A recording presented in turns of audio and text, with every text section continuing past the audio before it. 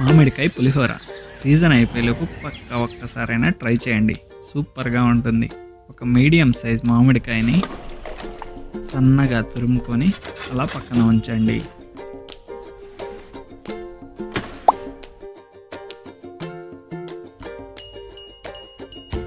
పొయ్యి మీద కడాయి పెట్టి తాలింపు దినుసులన్నిటితో పాటు కొంచెం శనక్కాయ విత్తనాలు కూడా వేసి ఎర్రగా వేగిన తర్వాత పచ్చిమిరపకాయలు కొంచెం కరివేపాకును కూడా యాడ్ చేసి అలా కదుపుకోండి.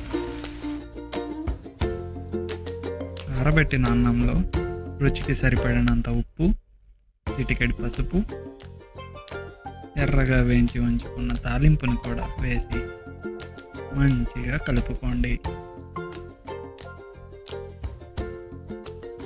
అలా కలుపుకున్న దాంట్లో తరిగి ఉంచుకున్న మామిడికాయ తురుమును కూడా వేసి అలా మంచిగా కదిపితే సూపర్గా ఉండే మామిడికాయ పులిహోర రెడీ.